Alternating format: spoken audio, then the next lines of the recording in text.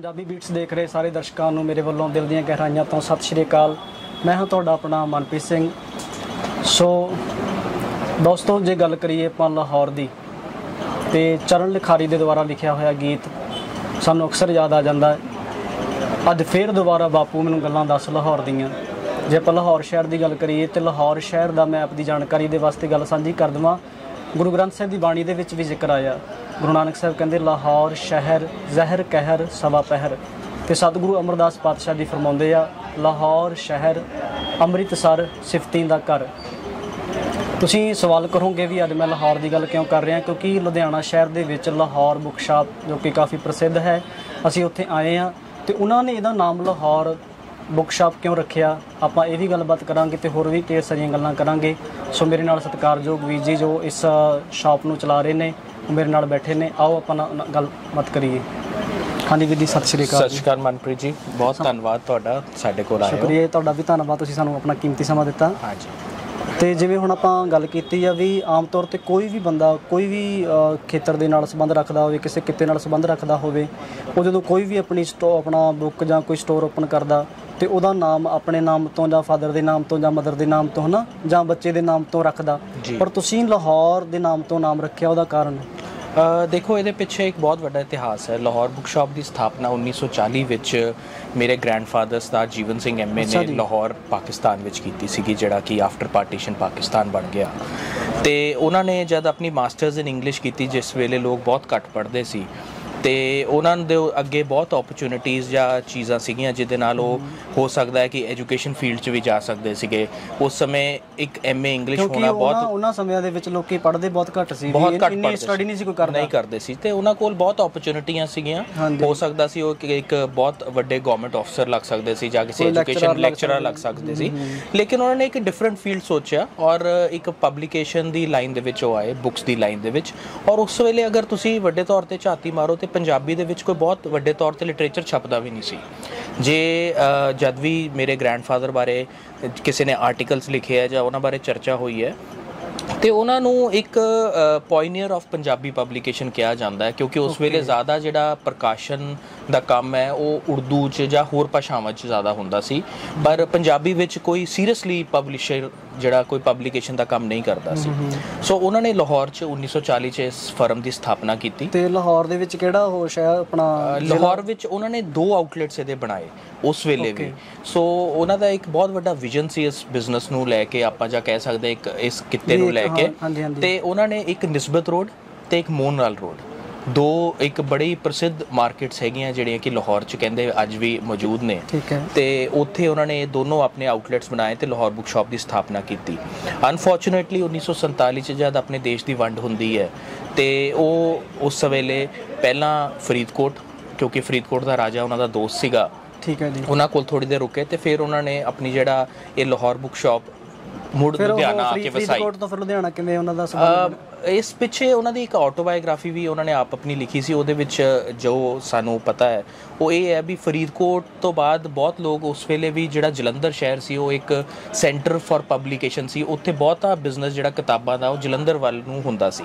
ਲੇਕਿਨ ਉਹਨਾਂ ਦੀ ਇਹ ਸੋਚ ਸੀਗੀ ਵੀ ਲੁਧਿਆਣਾ ਇੱਕ ਇਹੋ ਜਿਹਾ ਸ਼ਹਿਰ ਹੈ ਜਿੱਥੇ ਜਲੰਧਰ ਸੀ ਜਾਂ ਫਿਰ ਅੰਮ੍ਰਿਤਸਰ ਦੇ ਵਿੱਚ, ਜਾਂ ਫਿਰ ਅੰਮ੍ਰਿਤਸਰ ਸੀ।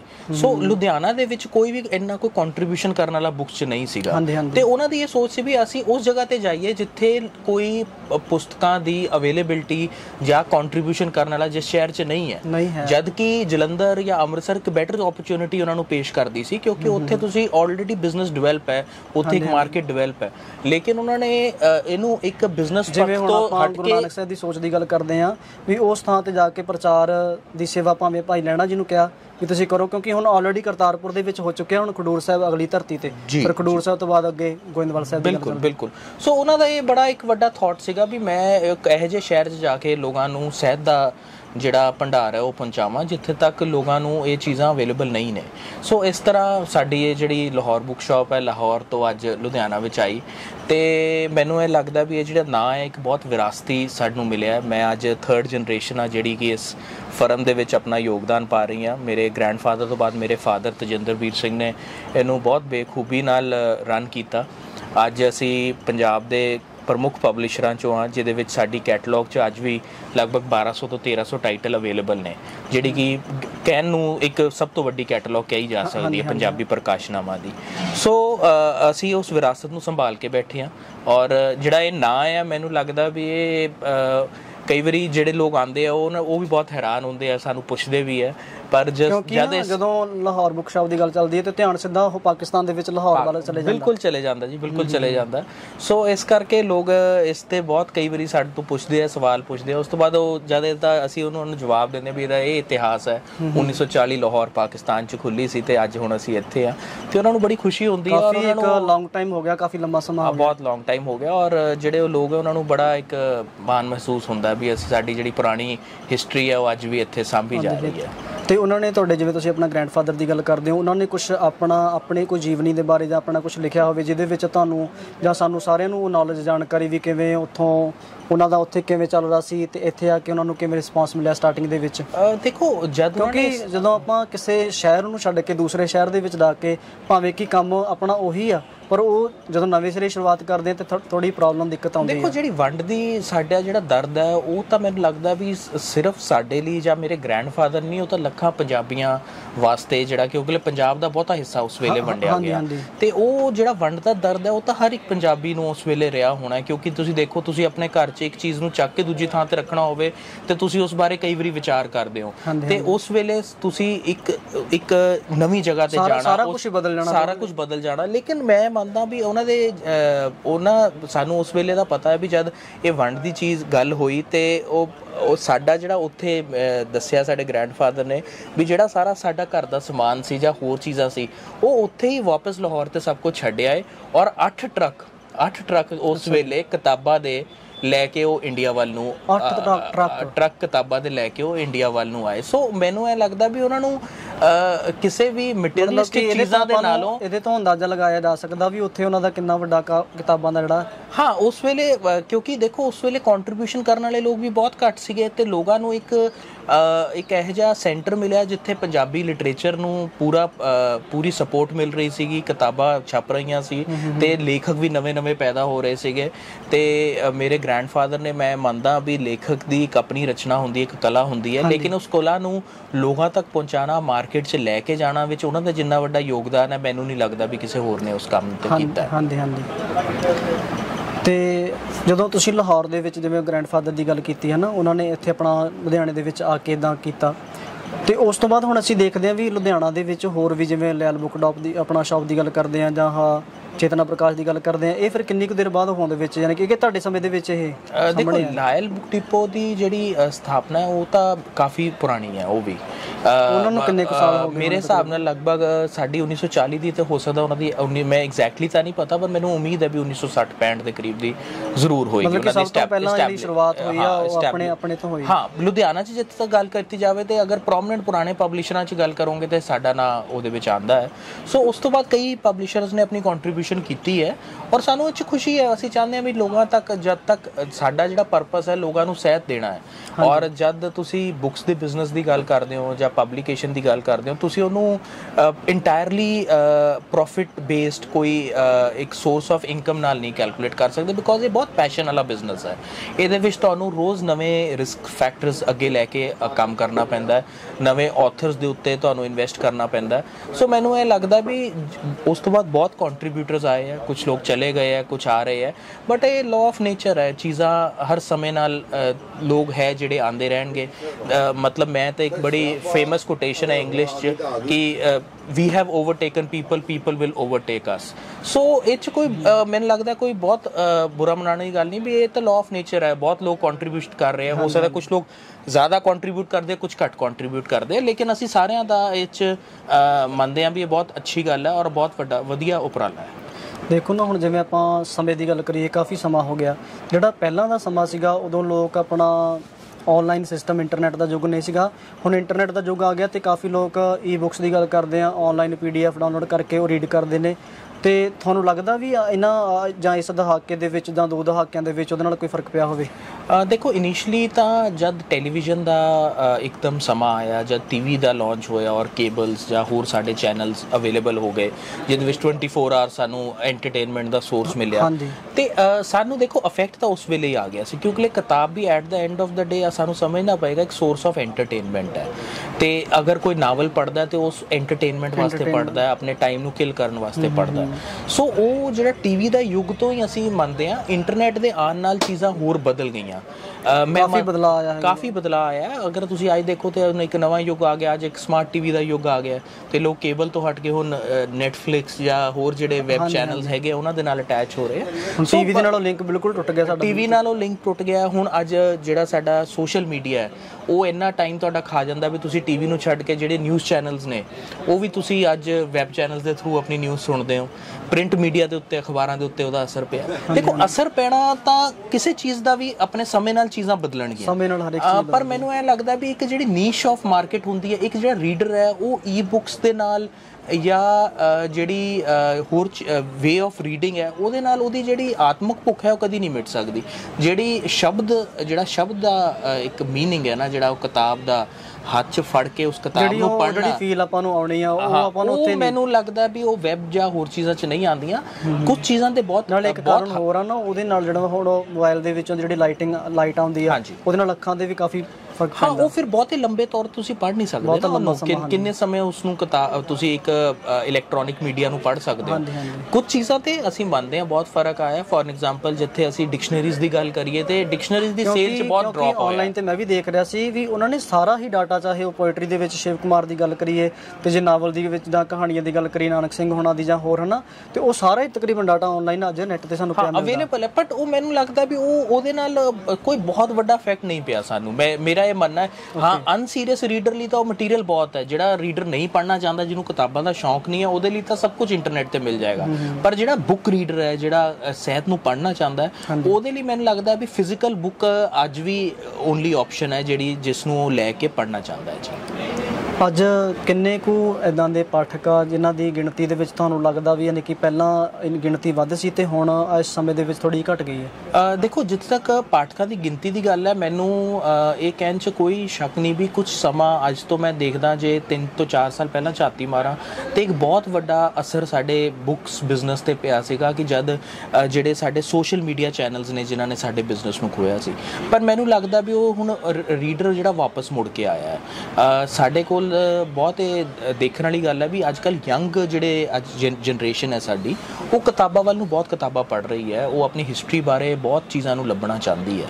ਸੋ ਮੈਨੂੰ ਲੱਗਦਾ ਜਿੱਥੇ ਤੱਕ ਪਾਠਕਾਂ ਦੀ ਗੱਲ ਹੈ, ਮੈਨੂੰ ਉਹ 'ਚ ਕੋਈ ਬਹੁਤ ਵੱਡੀ ਫਿਕਰ ਨਹੀਂ ਹੈ। ਮੈਨੂੰ ਇਹ ਲੱਗ ਰਿਹਾ ਵੀ ਆਉਣ ਵਾਲਾ ਸਮਾਂ ਇਸ ਤੋਂ ਵੀ ਬਿਹਤਰ ਹੋਏਗਾ, ਕਿਉਂਕਿ ਲੋਕ ਲਾਅ ਆਫ ਨੇਚਰ ਆਪਣੀ ਚੀਜ਼ਾਂ ਤੇ ਵਾਪਸ ਜ਼ਰੂਰ ਆਉਂਦੇ ਨੇ। ਨਹੀਂ ਜੇ ਆ ਜਾਵੇ ਤੇ ਬਹੁਤ ਚੰਗੀ ਗੱਲ ਆ, ਨਹੀਂ ਤਾਂ ਤਕਰੀਬਨ ਕਿਤੇ ਨਾ ਕਿਤੇ ਅਸੀਂ ਇਹਨਾਂ ਚੀਜ਼ਾਂ ਤੋਂ ਬਿਲਕੁਲ ਟੁੱਟ ਚੁੱਕੇ ਹਾਂ। ਹਾਂਜੀ, ਉਹ ਗੱਲ ਬਿਲਕੁਲ ਤੁਹਾਡੀ ਠੀਕ ਹੈ ਵੀ ਕਿਉਂਕਿ ਸਾਹਿਤ ਨਾਲ ਪੜ੍ਹਨ ਨਾਲ ਜਿਹੜਾ ਤੁਹਾਡਾ ਇੱਕ ਜਿਹੜੀ ਸਾਡੀ ਬੁੱਧੀ ਨੇ ਵਿਕਾਸ ਕਰਨਾ ਹੈ, ਉਹ ਤੁਹਾਡੇ ਬੁੱਕ ਰੀਡਰਸ਼ਿਪ ਦੇ ਨਾਲ ਹੀ ਹੁੰਦਾ ਹੈ।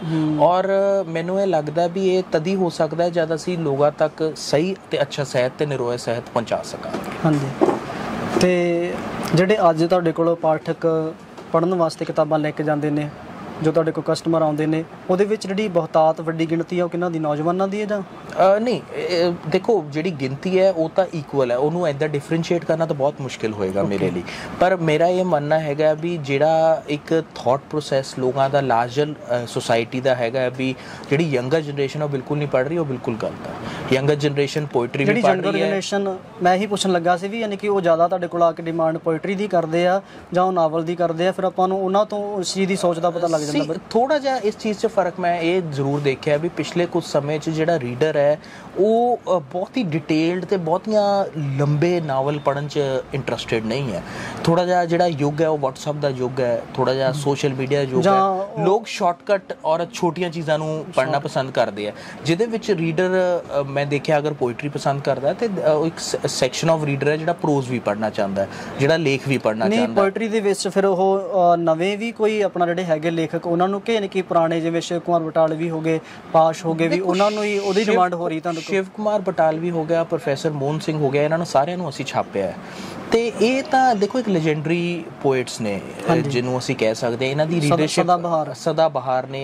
ਇਹਨਾਂ ਦਾ ਤਾਂ ਜਿਹੜਾ ਰੀਡਿੰਗ ਮਾਰਕੀਟ ਹੈ ਉਹ ਤਾਂ ਹਮੇਸ਼ਾ ਰਹੇਗੀ। ਜਿਸ ਤੱਕ ਪਾਸ਼ ਤੇ ਸੰਤਰਾ ਉਦਾਸੀ ਹੋ ਗਏ, ਉਹ ਇੱਕ ਜਿਹੜੀ ਲੈਫਟਿਸਟ ਸੋਚ ਹੈ ਜਿਹਨੂੰ ਅਸੀਂ ਕਹਿ ਸਕਦੇ ਹਾਂ, ਇਨਕਲਾਬੀ ਸੋਚ ਵਾਲੇ ਜਿਹੜੇ ਅੱਜ ਕੱਲ੍ਹ ਥੋੜ੍ਹੀ ਯੰਗਰ ਜਨਰੇਸ਼ਨ ਉਹ ਵੀ ਉਹਨੂੰ ਪੜ੍ਹਦੀ ਹੈ।